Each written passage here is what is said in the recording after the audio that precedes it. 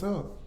We're back with another episode of Classic Album Battles, man. Today we got two underrated gems, two experimental hip hop projects. We got Because the Internet by Childish Gambino versus Wolf by Tyler the Creator. You're talking to a fucking bite, loser. Let's go. So, man, just starting with Wolf by Tyler the Creator, I will just say this is my personal favorite project. I would say this is the one that got me into Tyler. So I listened to this one and then I listened to Goblin and Bastard. So this is my favorite Tyler project. I feel like what he was doing production wise, the tone, even the way he's rapping on this is just exactly what I want from Tyler. I feel like he's progressed and got better musically, but like I love the pocket he was in with the beats. I love how redundant, how like 8-bar loops, you know what I'm saying, the samples he used. Like that time period of Tyler was for sure like my favorite Tyler, you see what I'm saying? But on the other side, because the internet, this was like, to me, Childish Gambino's Yeezus is like his more experimental. It has kind of the same abrasive production that Yeezus might have, but it has that soulful, you know what I'm saying, it has vocals, it has, you know what I'm saying, hits like 3005, it has Death by Numbers, just to name a few. But to me, these are two projects that put these guys on a high, you know what I'm saying, put them to the next level of creativity. You're talking to a fucking bite, loser. All right, so we're gonna go track by track. I'm switching it up a little bit. ChatGPT made it a lot easier where, you know what I'm saying, I can easily have both track lists right next to each other. So we got the library intro versus Wolf. This was gonna go to Tyler because that's really just like 5 seconds. The library intro, if you haven't heard the album, it's like 5 seconds of just like a random sound, you know. And then Wolf is just like, I think this is one of his more depressing, but experimental albums. You know what I'm saying? Like as far as the tone and mood. So like this Wolf track starts it off perfect. So I'm going Wolf. We got Crawl versus Jamba. I'm going Crawl. By Tyler the Creator. Childish Gambino. I'm tripping. Then number 3, we got World Star versus Cowboy. I'm going Cowboy. I love Cowboy. Like I'm saying, it dabbles with those themes of like being alone, you know, and just being a loner, you know, that loner mentality. Like I really like that. Even World Stars are great. Like that's kind of his like, I would say one of the bigger moments of the, because the internet, more of like the pop moment, I guess pop hip hop, popular type of culture moment. But I'm gonna go Cowboy on that one. Then we got Dial Up and Awkward. Dial Up is basically like an intro. So this is gonna be awkward again for me, you know. This one has, I think, Pharrell production on it. But yeah, I'm going with Awkward for the battle of track 4s. Then we got Worst Guys versus Damo 23. I'm going Worst Guys with Chance the Rapper on it. All she needed was some, I feel like I love what he did as far as production and just melody and what Chance did. You know what I'm saying? Like, I feel like that was one of the best moments out of this project. So I'm going to pick Gambino for number 5. Then we got Shadows versus Answer. I am going Shadows.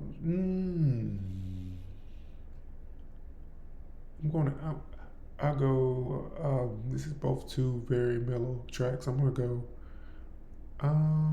Shadows. I'm gonna go Shadows for number 6, and then number 7. I'm going to pick. We got Telegraph Ave featuring Slater. Definitely Slater for me. That's one of my favorite Frank Ocean features that he has on this project. So I'm gonna go number 7. I'm picking Frank Ocean and Tyler Slater. And then we got Sweatpants versus 48. 48 To me, it's one of Tyler's most like introspective songs. You know, I think it's definitely role playing because that's not really the life he lives. But yeah, I'm gonna pick 48 um, for the battle number eights. Then we got 3005 versus Colossus. I'm going 3005. Dope song, great song. Then we got track 10, Playing Around Before the Party Starts versus Party Isn't Over, Campfire and Beamer. Also, this is a crazy matchup. Like, out of all the Tyler tracks on this, like it's about 3 different songs in one. I love Beamer. Like Beamer is incredible to me. But also like that Playing Around Before the Party Starts is like a skit that goes into like Gambino freestyling. You know what I'm saying? Like, so um I'm gonna say 10. I'm gonna give that to Party Isn't Over just because of Beamer, man. That Beamer is incredible.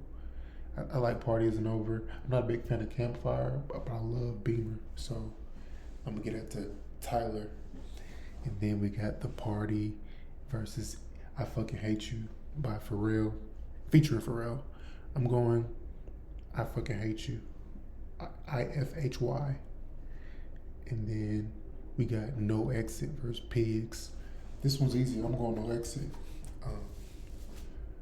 I love that No Exit. I feel like that production is just so next level, you know, and very easy. Okay, now we're at the 13s. We got Death by Numbers versus Parking Lot. 2 of my favorite tracks on both of these projects. I might go. I love Parking Lot. That is the most ignorant verse, but it's like the production he has on this project is so. It's so like Tribe Called Quest, but like almost Eminem subject matter. So it's just like the perfect blend to me, like the ignorance, but like this blissful, soulful. You know what I'm saying?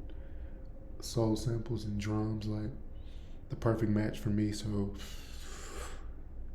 I'm still gonna have to go Death by Numbers. Like that just means I love that track. It just feels like I don't know. It's very emotional track, but I feel like it comes together a little bit better. Like to listen to this 10 years back, you know what I'm saying? Like, yeah. And then we got track 14s. We got Rusty and Flight of Navigator. Like both of these are so good, man. I want to get this to Gambino again, but I feel like Rusty is just so legendary, man. Y'all gonna hate me, but I'm going Flight of Navigator. Then we got Zealous of Stockholm versus Trash Wang. I'm gonna take Zealous of Stockholm. You know what I'm saying? For information. Definitely. Trash Wang is dope. It's more of a posse cut. And it's, you know what I'm saying, they're trolling this shit. You know how to get down. And then we got track 16, Iron versus Tree Home. Like this is the best matchup than all the other ones for sure. Just how close to me. Maybe the score might not indicate that, but like these albums are very like just in my personal listen. I feel like I listen to these equally the same amount. Like if you could tally it up in some way. I feel like Earn's a tad bit more important, but I love this Erykah Badu Tree Home. It's incredible. So I'm going Earn. Then we got Pink Toes versus Tamale. I'm gonna go. I'm gonna go Tamale. Pink Toes is dope. It has Jhené Aiko feature.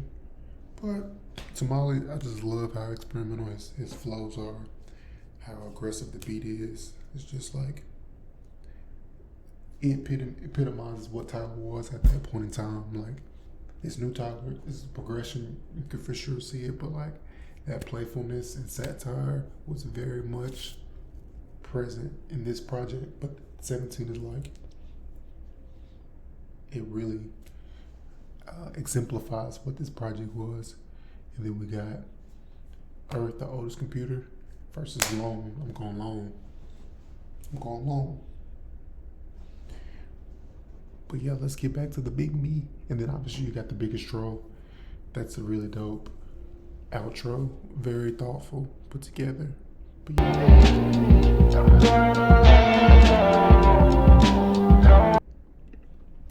So man, overall, these two projects, man, if you're a weirdo like myself, these gave you solace at this point in time. Obviously, there was a lot of great music being produced 2012, 2013 through 16, and these two really were in heavy rotation for me. Somebody that wanted something different, but also felt like you were getting like retro, you know what I'm saying, old school vibes. And both of these albums exemplified it so much. I'm gonna have to, regardless of the tally, I'm going to give it to, I'm going to say Because the Internet is a Winner. And I just feel like it was a masterpiece. Like, obviously it had like visuals, he had a whole entire movie behind it. And Tyler did the same. Like, Tyler might have had 5 or 6 music videos off of this project. And I think he did a great job. Like, overall, an incredible job. Like, being himself, you know what I'm saying, and growing from Bastard and Goblin to creating this. Like, this is the last of like, I feel like you get that side of him, you know what I'm saying? This might have been Loader Squad, you know, era, you know, and it's like post Loader Squad. Everything after that, like, I guess Cherry Bomb was next. Was Cherry Bomb next? I'm pretty sure, but yeah, same with Gambino. Like, I feel like Awaken My Love, you know what I'm saying, came after this. There could have been a mixtape or two, the one with Jaden Smith on it, but yeah, I feel like this was the peak. You know, Awaken My Love was more like experimental soul.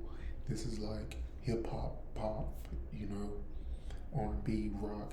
It's more in that world, and then I think he went more soulful, neo soul, like Prince, you know, type vibes is what he went through. So both of these albums, I feel like, I wouldn't say the pinnacle, but maybe my personal favorite styles that they had. So this one was definitely hard to choose, but nonetheless, these are two incredible albums.